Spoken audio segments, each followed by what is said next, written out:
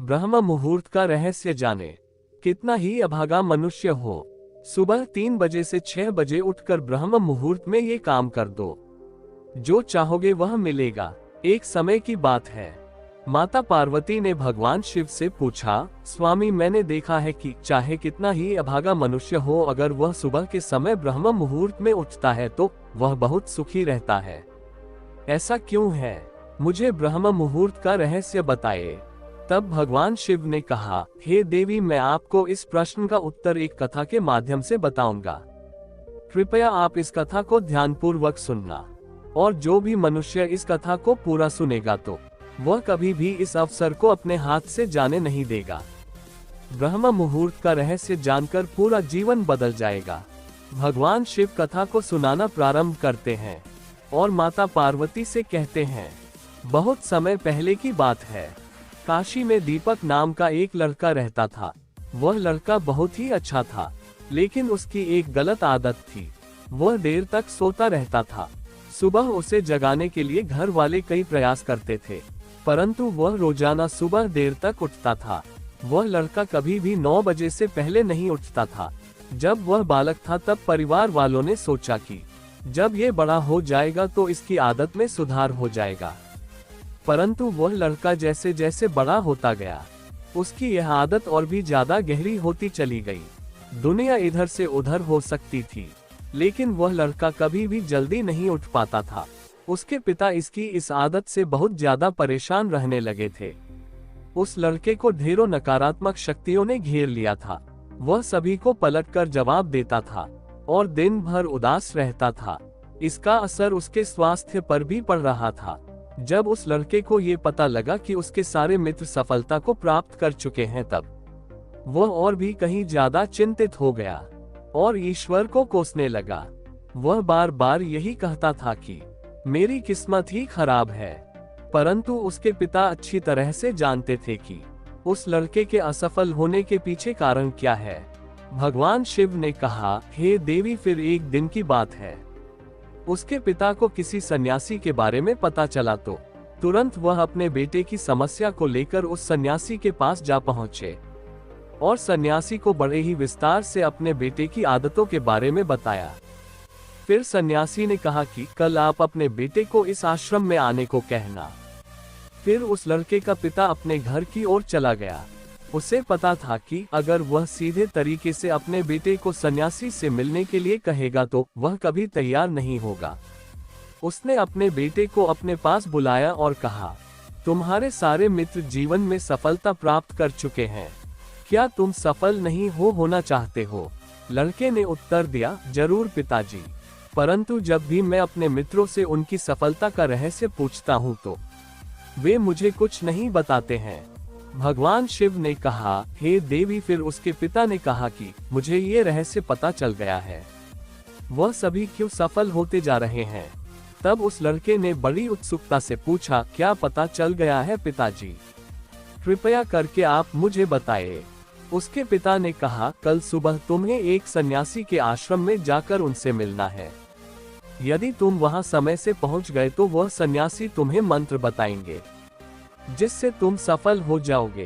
परंतु एक समस्या है। लड़के ने पूछा, क्या समस्या है? पिता ने कहा कि जब तक तुम सोकर उठोगे तब तक सन्यासी से मिलने का समय समाप्त हो जाता है। भगवान शिव ने कहा, हे देवी, फिर उस लड़के ने कहा कि पिताजी, मैं कल पूरी रात जागता रहूंगा और सुबह सन्यासी से मिलकर आऊंगा। उसके पिता ने कहा कि ठीक है, तुम वहां जाकर उस सन्यासी की आज्ञा को मानना। पिता की बात सुनकर वह लड़का बहुत अधिक खुश हुआ। जीवन में पहली बार रात्रि में वह जागता रहा, परंतु थोड़े ही समय में उसे नींद आ गई और वह सो गया। फिर अगली सुबह जब वह उठा तो उसे पता चला कि सन्यासी से मिलने का समय समाप्त हो चुका था। उसके पिता ने लड़के की तरफ देखा और कहा कि तुम जीवन में कभी भी सफल नहीं हो पाओगे, जाओ और जाकर सो जाओ। पिता की यह बात सुनकर उस लड़के को बहुत दुख हुआ। उसने मन ही मन स्वयं को चुनौती दी कि कल सुबह सन्यासी से मिलने अवश्य जाएगा। उसने अपने पैर में एक छोटा सा घाव बना लिया, जिससे दर्द के कारण उसे रात भर नींद नहीं आई। भगवान ने कहा, हे देवी, यह ऐसा पहला अवसर था जब उसने अपने जीवन में पहली बार सूर्योदय देखा था। वह तुरंत ही तैयार होकर सन्यासी से मिलने के लिए चला गया। आज उसका अनुभव कुछ अलग ही था। वह बेहद शांत महसूस कर रहा था। चलते चलते वह लड़का जैसे ही सन्यासी के आश्रम में पहुंचा तो वहां पर उसने देखा कि सन्यासी और उसके सभी शिष्य ध्यान लगाकर बैठे हुए थे। भगवान शिव ने कहा, हे देवी, फिर जब ध्यान का समय समाप्त हुआ तब लड़का उस सन्यासी के पास पहुंचा और उन्हें प्रणाम करते हुए बोला कि आपके पास कोई ऐसा मंत्र है जिससे मैं सफल हो सकता हूँ? कृपया करके मुझे वह मंत्र बताइए। मैं भी अपने मित्रों के समान सफल होना चाहता हूँ और अच्छा जीवन जीना चाहता हूँ। भगवान शिव ने कहा, हे देवी, फिर सन्यासी मुस्कुराए और बोले, अच्छा तो तुम वही बालक हो। तुम्हारे पिताजी मुझसे मिलने आए थे और उन्होंने तुम्हारे विषय में मुझे सब कुछ बता दिया था। मैं तुम्हें वह मंत्र अवश्य बता देता। परंतु अब लड़के ने जैसे ही परंतु शब्द सुना तो लड़का घबरा गया। उसने पूछा, परंतु क्या गुरुदेव? तब सन्यासी बोला, मैं तुम्हें वह मंत्र बताऊंगा, परंतु अगले 21 दिनों तक तुम्हें मेरी आज्ञा माननी होगी। मैं तुम्हें वह मंत्र 21 दिनों के बाद बताऊंगा। तब तक मैं तुमसे जो भी कार्य कहूंगा तुम्हें वह करना होगा। यदि तुम असफल हुए या कार्य के बीच से तुम्हारा संकल्प टूट गया तो उस मंत्र का असर नहीं होगा।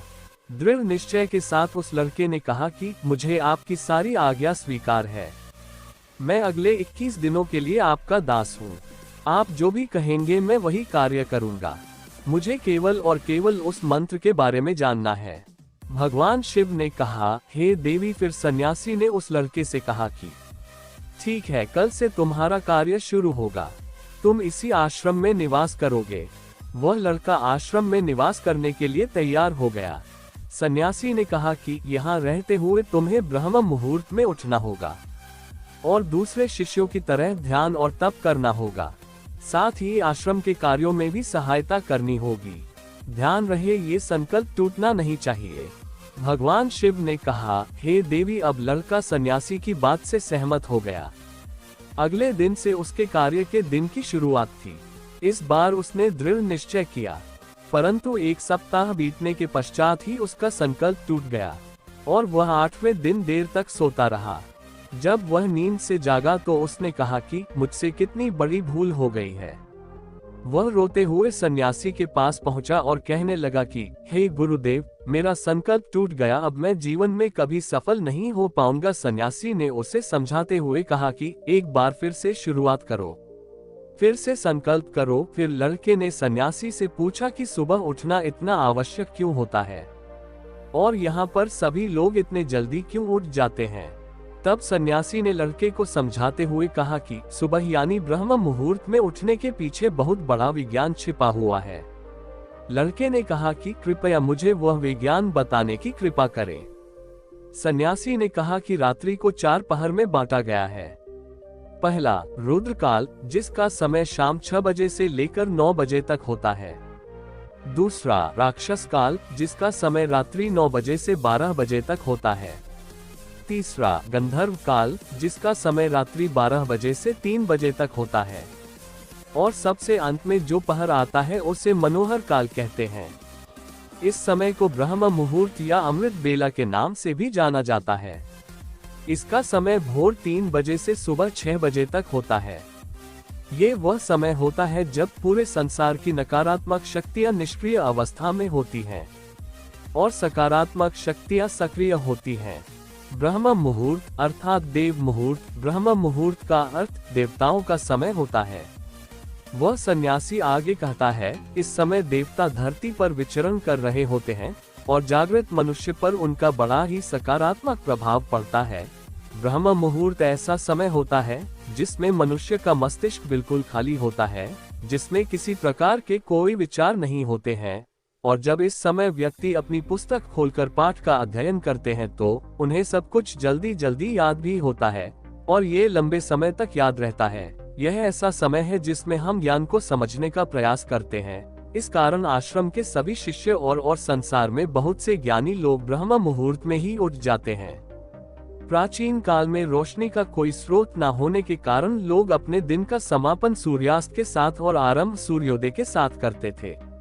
यह एक तरीका है जिससे मानव जीवन प्रकृति के साथ तालमेल बनाकर चलता है। फिर उस लड़के ने कहा कि ठीक है, मैं कल से अपना संकल्प फिर से शुरू करता हूँ, परंतु ब्रह्म मुहूर्त में उठकर मुझे क्या क्या करना चाहिए। तब सन्यासी ने कहा कि ठीक है, मैं तुम्हें बताता हूँ कि ब्रह्म मुहूर्त में क्या क्या करना चाहिए और कैसे करना चाहिए। सबसे पहले उठकर धरती माता पर पांव रखने से पहले धरती माता को प्रणाम करना चाहिए और अपनी दोनों हथेलियों को देखना चाहिए और ईश्वर को धन्यवाद देना चाहिए कि उन्होंने तुम्हें आज का सूर्योदय देखने का अवसर दिया है। इसके बाद नित्य कर्म और स्नान करने से शरीर की ही नहीं बल्कि मन की शुद्धता भी बढ़ती है। स्नान करने के पश्चात ध्यान की प्रक्रिया होती है।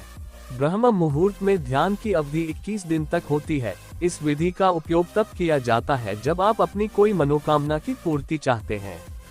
यह ऐसा समय होता है जब व्यक्ति अपने आज्ञा चक्र को सक्रिय करने पर काम करते हैं।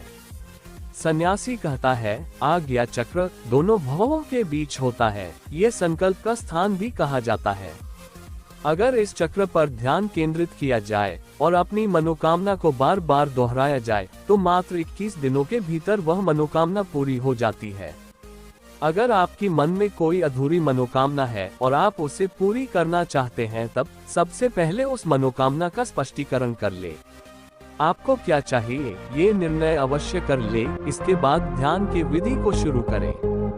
ब्रह्म मुहूर्त में स्नान के बाद एक ऐसा स्थान चुनें जहां पर वायु का प्रवेश हो। ध्यान में शुद्ध प्राण वायु का होना आवश्यक होता है।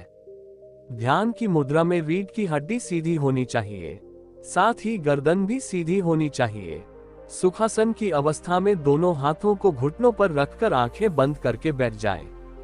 हाथों की हथेली पंजों को खोल लें और 2-3 मिनट तक बिल्कुल शांत हो जाएं। जब आपका शरीर स्थिर हो जाए और श्वास भी शांत हो जाए, तब उसके बाद अपना सारा ध्यान आज्ञा चक्र पर लगाएं। इस दौरान लंबी गहरी सांस लें और सांस को रोक कर रखें। इस समय आप अपनी इच्छा को मन ही मन दोहराएं और अपने मन से इष्ट देव और देवी देवताओं और गुरुजनों का चिंतन करें।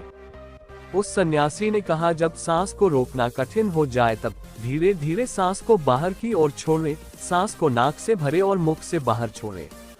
इस प्रक्रिया को 3 से 4 बार प्रतिदिन दोहराएं। ऐसा प्रतिदिन करने से आपकी जो मनोकामना है वह अब चेतन मन तक अवश्य पहुंच जाएगी और इच्छा पूर्ति जल्दी होगी। आज्ञा चक्र सक्रिय होता है और हमारी आज्ञा को पूरा करता है। सांस को रोककर रखने के दौरान शरीर में आपातकाल की स्थिति हो जाती है, जिससे कि आप बेकार की बातें सोचने और विचार करने से बचते हैं।